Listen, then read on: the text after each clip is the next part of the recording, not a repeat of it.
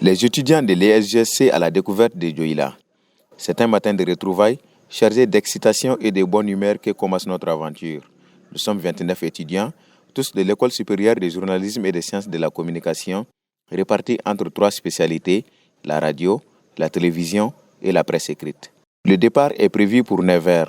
C'est l'heure et le rendez-vous est calé dans la cour de l'école. Plus tôt, la cour est pleine à craquer. Les uns et les autres sont venus par de différents moyens. Certains sont venus individuellement à moto, d'autres se sont fait déposer par les parents. Cette sortie a lieu juste après les vacances, donc c'est aussi l'ère des retrouvailles. Après 3 mois d'absence, 3 mois de nostalgie. Les premiers à être dans la cour accueillaient avec joie et enthousiasme ce qui arrivait après. Les uns se jetaient sur les autres, on riait, on se saluait, on se taquinait. L'esprit de la camaraderie refait surface, c'est les retrouvailles.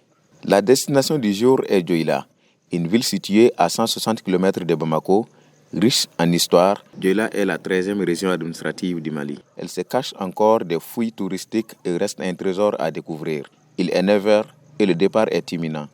La compagnie de transport est Air Zana Junior Trans. Pour sortir de Bamako, nous sommes en proie aux embouteillages incessants. 3 longues heures pour traverser la ville.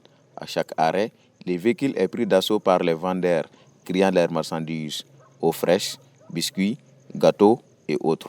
Mais finalement, nous quittons la ville et entrons dans la campagne. Le paysage change. Juste après le poste de péage de Kassela, traversée de la verdoyante forêt classée de la Faya, où les arbres de toute espèce forestière gardent leur superbe feuillage en cette fin d'hivernage. C'est le lieu de rappeler que cette zone est propice aux accidents, d'où l'exigence de vigilance des conducteurs. Le nôtre, malgré son jeune âge, semble aguerri. À l'intérieur du bus, l'ambiance est à la détente.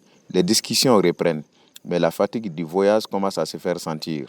Les dormeurs tels que mes cousins Songa et ronflent. Les plus bavards continuent à échanger, tandis que d'autres préfèrent se plonger dans leurs écrans.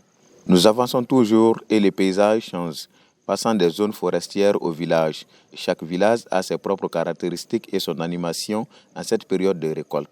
Après Fana, nous entamons le trajet pour la capitale de Baniko. L'écart zigzag pour éviter les nids de poules causés certainement par les effets de la forte pluviométrie de cette année. Les secousses sont telles que les dormeurs sont souvent réveillés en sursaut. Vers 14h, après plus de 3 heures de trajet, nous foulons le sol de cette ville, l'une des plus anciennes du pays, fondée au XVIe siècle par le chasseur Suntin Mariko. C'est un soulagement pour tout le monde. Dioïla est un lieu où chaque rue, chaque activité raconte une histoire. Ainsi, notre aventure de découverte des réalités commence.